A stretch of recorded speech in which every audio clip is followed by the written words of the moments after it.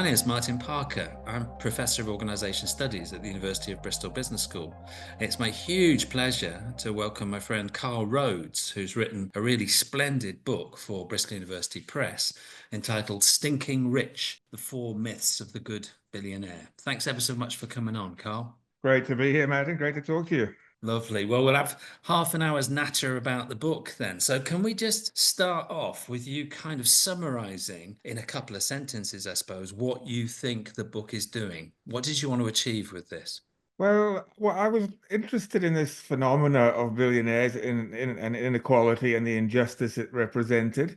And I wanted to know, how do they get away with it? Not how do they get away with it financially, but how do they get away with it culturally? Why is it that many people, think of billionaires as kind of great heroes and role models? Well, in fact, to my mind, they represent a whole system of global inequality that's getting worse and that causes suffering for many people. So I wanted to know culturally, how do they manage to do that? And so I came up with this idea of the myths of the billionaire. What myths enable them to be seen as, in many cases, a force for good, to use an expression that's sometimes used.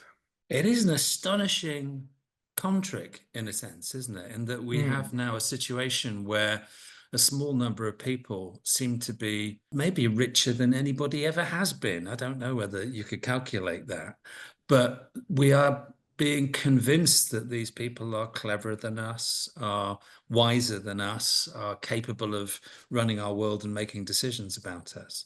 Why do you think Mm. this is happening? I think we'll kind of reach, I mean, it hasn't happened overnight. It's been a long period. And there have been other periods in history of extreme wealth. You particularly think of the robber barons, of the late 19th, early 20th century. But it is more extreme now. And I think you've got to put it on a historical trajectory, kind of starting in the 70s and 80s, around the neoliberal era that we're in. And this was, obviously a time where business itself became quite heroic, and we saw deregulation and trickle-down economics and reduction of taxes on the rich, and a whole kind of revaluing of the role of commerce, which promised, you might remember Margaret Thatcher's popular capitalism, right, which promised that everyone would prosper. But of course, that was the original con of trickle-down economics, if you want to call it that. And it hadn't. It created a system of growing and growing inequality. And that's just kind of continued to go. And again, culturally, these things were seen as, the valuing of entrepreneurship and rich people as being self-made, which is obviously nonsense. So I think we've been on a trajectory for some 40 odd years that's got us into this mess where inequality has broadened largely as a result, not of, the wonderful entrepreneurial skills of the people who became wealthy. I mean, this is a policy mistake. This is a government policy error that has created this situation. No matter how much, rich people want to claim to be self-made, they've just taken advantage of a system that enabled them to do that. Yeah, so the idea of individual heroism doesn't really work terribly well in that kind of context, does it? I was just thinking then, I've known your work, been following your work for quite a long time, and this kind of builds on a sense of outrage that you've had for a long time about the activities of corporations, particularly around corporate social responsibility. And your previous book for Bristol University Press, which was called Woke Capitalism, also attracted quite a lot of notice in terms of that sort of insistence on puncturing certain kind of bubbles. Yeah, a sort of self-righteousness in a way about the kind of entrepreneurial or managerial elite or something like that, the way that they present themselves. You seem to find that a particularly offensive position. Yeah, I suppose I do. I hadn't really thought of it in that way. I mean, I think there's a kind of iconoclasm to the approach that I take as well. But more than anything, I don't know about self-righteousness, but more about a concern for justice, and a concern for justice as the basis of a decent society, or even, beyond a particular society. And I think I've always had a strong sense of that, and that certainly informed my work, especially now where we see economic injustice just becoming, ridiculous. I mean, the number of billionaires just continues to expand. There was a report released recently by Oxfam, and they showed that in 2024, one year alone, the wealth of billionaires grew by $2 trillion. And that was a 15% increase. That's just kind of insane. We're on track to have 5 trillionaires in the next 10 years. Elon Musk, like, they're suggesting will be the first. So you have this massive injustice. Yeah, that kind of bothers me and inspires me to Yeah. think and write and in a sense to try and create some greater or contribute to a greater public debate around these issues. Yeah. I mean, in a sense, I mean, I share your concerns. In a sense, what's amazing is that you should have to write a book like this because the Mm, injustice is so clear, isn't it? yeah, And that's when we get into the kind of the sort of the center of the book, really, what you call the four myths that support the idea that the rich are somehow righteous, yeah, that they deserve what they've got, and they provide a kind of lesson for us in a sense. So, shall we just move through those and then you can talk about each one of those as we go? So, the first one you talk about is the idea of the myth of the heroic billionaire. Could you summarize what you're doing in that one? yeah. I mean, particularly here, well, I use the term heroic in relation specifically to the American dream and the globalization of the American dream, not just limited to the United States. And the idea here is that the billionaire is some kind of heroic protagonist of this story of, everyone can succeed. But in fact, this is more a story of kind of, I don't know, it's a kind of a cruel version of survival of the fittest social Darwinism. And so the rich, then, if you believe in the American dream, where everyone can be successful, the people who are successful isn't that great for them. And we see the kind of the globalization of this American dream through the process of neoliberalism itself. But what you've got to bear in mind, the original American dream, the idea of the American dream, was an idea that came from a man called James Truslow Adams. And he wrote a best-selling book in 1931 called The Epic of America. And he wanted to look at what is the kind of character of the everyday normal American. And he saw America, as many have, as being a promise of freedom and independence where people, from a kind of class-addled Europe could arrive in a new country and everybody could be successful. And so this was the promise of America for many people. I mean, largely white people, of course. But what we see today in the new American dream, as I call it, is not that everyone can be successful, is that anyone can be successful, but only few will be. And these few people, measured by wealth, are the billionaires. And if you're not a person who's successful, it's your own fault. To use a term that Donald Trump likes to use, if you're not successful, you're a loser. Take responsibility for it. And therefore, the billionaires are the heroes rather than being seen, what I would see, they're just a side effect of a failed system, which isn't a system of shared prosperity, it's a system of inequality. But we're led to believe that they're the heroes of this American dream, and we should all try and emulate them. And, you and I too can become billionaires.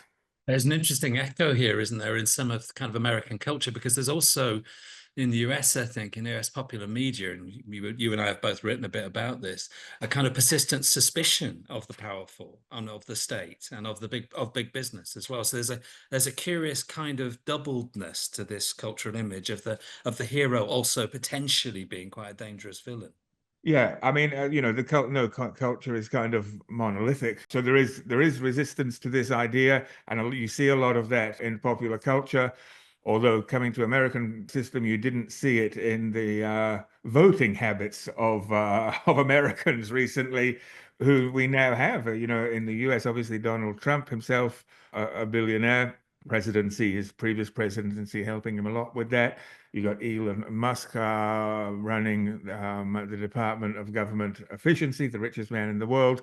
But also, if you look at Trump's administration, it's jam-packed with billionaires because these are the people who are going to make America great again, is the myth that's been sold. So again, we see this idea of these heroic people who are able to solve these problems for us because they're so great.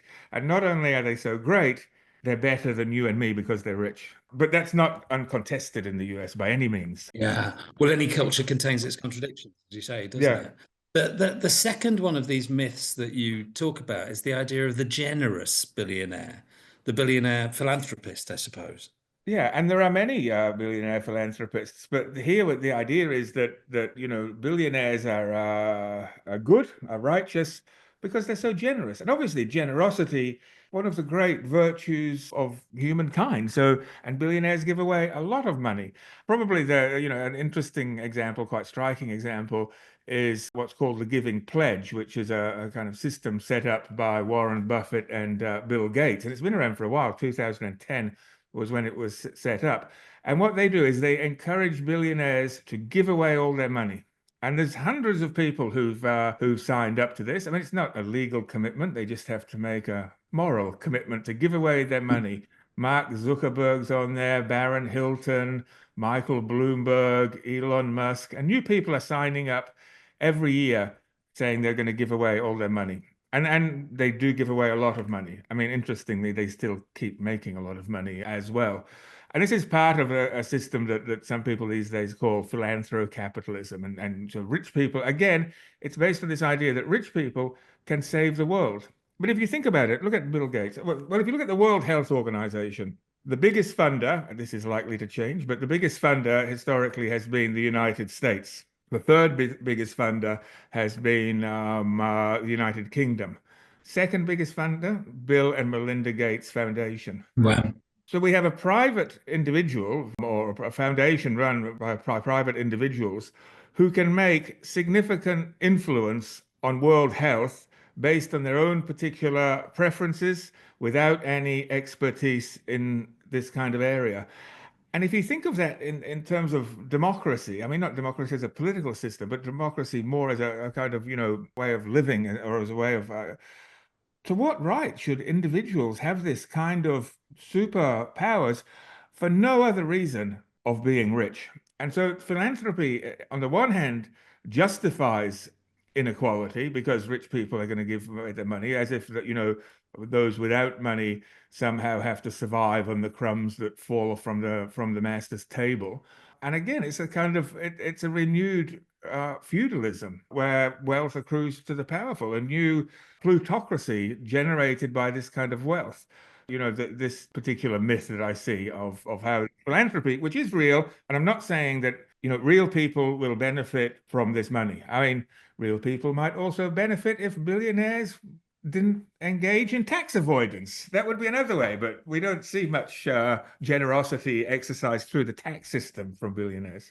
It's an interesting, tricky argument in a way, isn't it? Because at the beginning and the end of your response there, you kind of had to say something about the generosity of billionaires in order to question the generosity of billionaires. Mm, It's a kind of, because I suppose the easy pushback would be, don't you want Bill Gates to give away all his money or something? It's that it would be mm. that kind of thing, wouldn't it? But you're almost kind of trapped by the system that we are part of into a certain kind of logic that encourages philanthropy as a good way of Mm. imagining redistribution. Yeah. And I think it's also worth asking, as when anyone gives you a gift, what do they want in return? Obviously, the gift's not without strings. So when billionaires give away their money, what do they want in return? And it would seem to me, on the one hand, they might want power, as you see Bill Gates' power through this giving. But what they probably also want is legitimacy. And by gaining that legitimacy, that keeps the current system intact. And despite their generosity, it helps keep the system of growing inequality also intact. So it's actually a way of making sure nothing really changes. Yeah, nicely put. So your third one, sorry, is the myth of the meritorious billionaire. Could you explain what you mean by that? Yeah, this is the idea that billionaires are wealthy because on the basis of their own merit. They are self-made men. Or the vast majority of men are men. I use that term specifically, and therefore, because they made this money, then they deserve it because that's what they did. Of course, if you look at the actual source of billionaire wealth, there's three main sources of billionaire wealth: monopoly power and the abuse of markets through monopoly power, often kind of taken fairly ruthlessly; inheritance, or some kind of cronyism or illegal or even potentially illegal things. So those are the three things, but billionaires always insisting that they deserve it. Even, Donald Trump constantly saying You know, I mean, he was born with a silver spoon in his mouth, right? And he's saying, "Oh, it's self-made. I had a small loan from my father."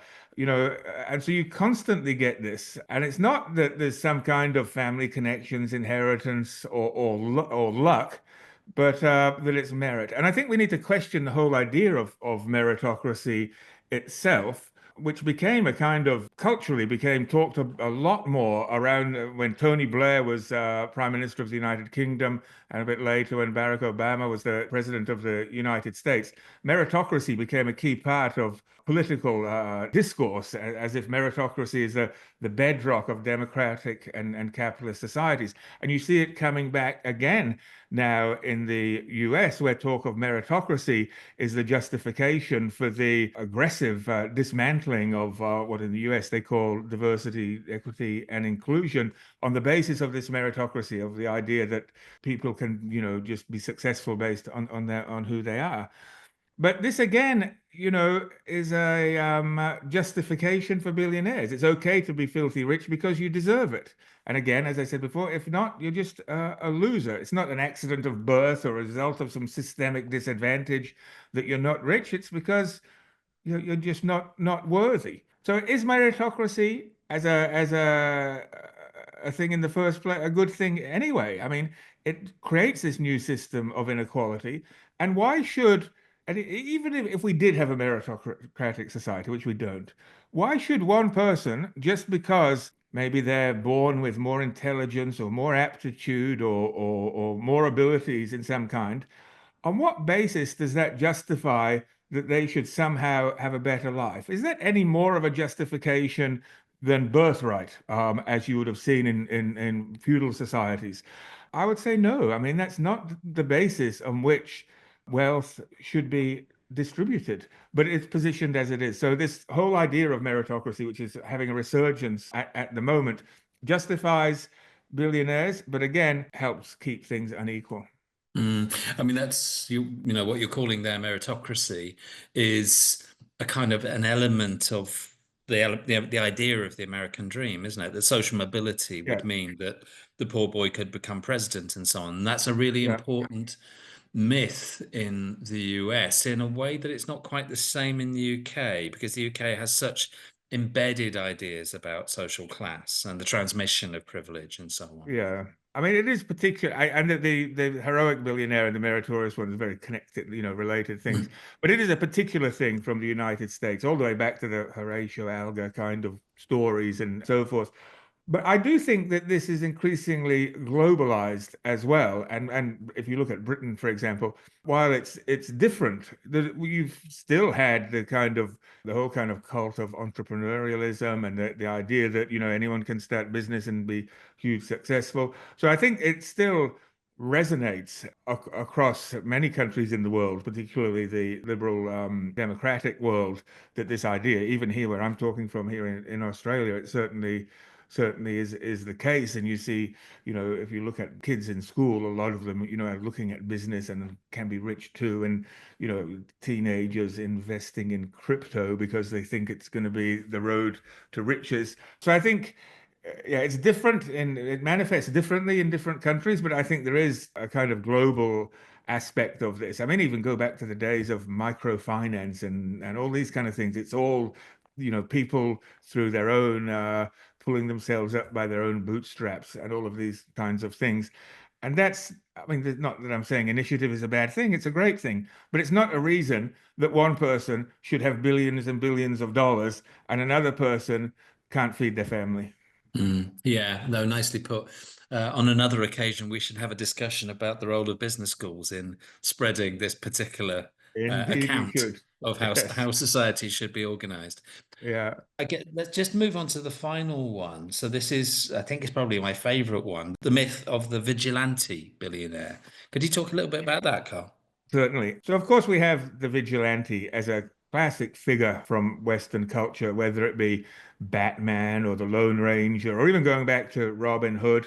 Even the Teenage Mutant Ninja Turtles were vigilantes. And the vigilante and is the person who comes into a social situation where there are big problems and the bureaucracy has of the police and the law and the courts has not been able to to solve this.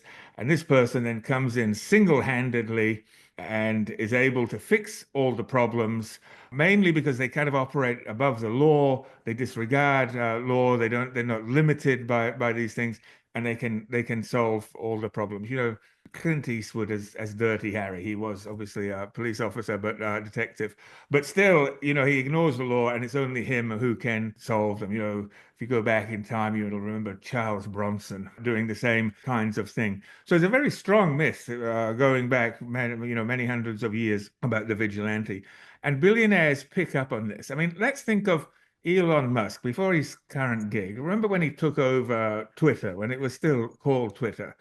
He didn't say that he was making a good business investment so he could maintain his position as the richest man in the world. He did this because he wanted to save democracy. He described himself as a free speech absolutist, and the idea is that he could solve that. And similar, if you see what he's doing now as the head of Doge, it's about him and him alone solving these problems that the bureaucrats can't do because he's such a great hero. And he's not just doing it at home, he's interfering in politics in the UK. He's been, for example, and more recently in Germany. We've got an election coming up here in Australia soon. I'm eager to see if he gets involved in that too. And so this idea of Gilles Lepore, the political historian, calls it Muskism. And it's this idea of the billionaires are some kind of great lords and the rest of us are peasants. And Musk presents himself as a hero for humanity. Donald Trump does the same thing. If you remember when he was, not this term, in the previous term, he kept using this term, I and I alone can fix it.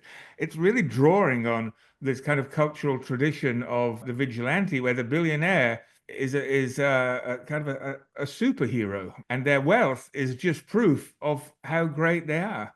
Again, justifying billionaires, and what we end up getting is just more inequality rather than any real solution. So again, this myth kind of glorifying billionaires, which is just playing out intensely, at the moment.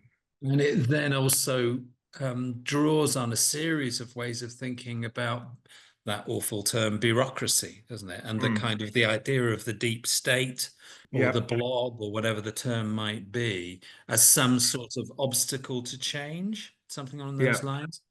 And of course, bureaucracy actually is a way in which very often liberal democratic societies ensure that all citizens have similar kinds of treatment, that we are not subject to the arbitrary whims of kings and presidents and vigilantes.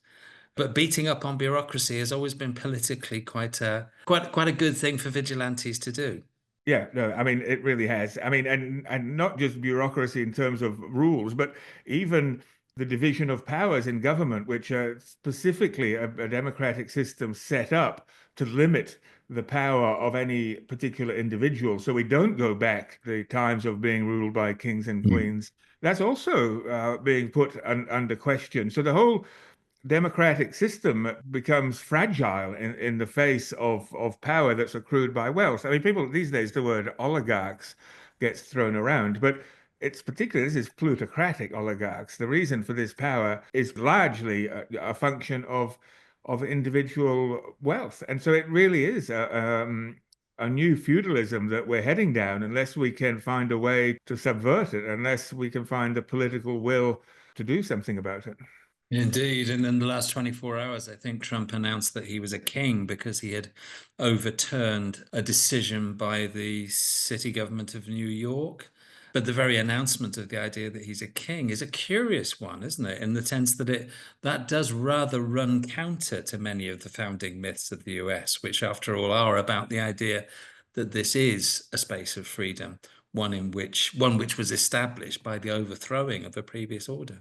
Yeah, well, I mean, the whole idea of the United States is in jeopardy because of this behavior. Look at the debates around immigration and deportation.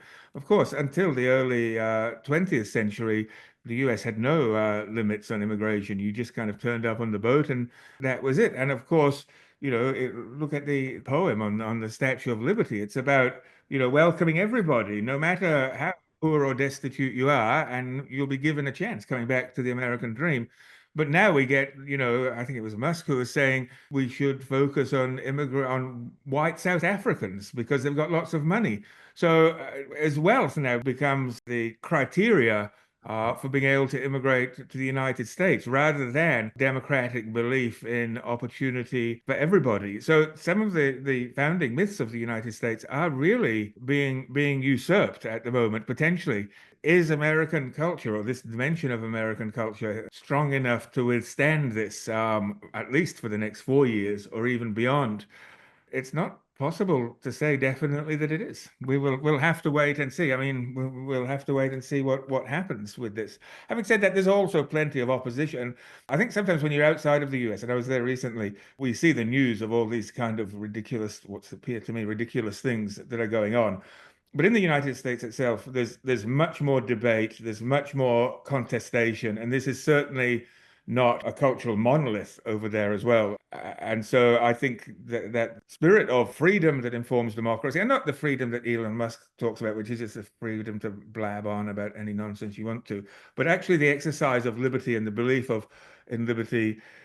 Is it strong enough to withstand this? And that's what's playing out at the moment. But it's certainly not just one-sided. There's plenty of discontent and debate and discussion across the United States.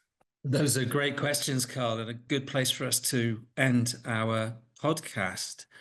I guess just one of the other things I wanted to say is how pleased I was that an academic and the dean of a business school like you was engaging in these kind of debates and writing books that are clearly aimed at more than just an academic audience. And that's a fantastic thing to achieve, both in your previous book and in this one.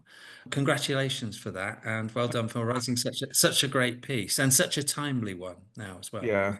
I think this is an important thing to consider for academics more generally, who've been kind of pushed into this publish or perish of writing in fairly arcane journals, which is kind of okay. But if that's all you do, it seems to be somewhat inward looking. And, we spend a lot of time thinking and researching about what I would say important topics. And it's our responsibility, if we can, to engage more publicly in that. And that's kind of what I've been trying to do in more recent years. Couldn't agree more. Carl Rhodes, author of Stinking Rich, The Four Myths of the Good Billionaire, published by Bristol University Press. Thanks ever so much for spending time with us, Carl. That was a fascinating conversation. My pleasure, Martin. Thank you.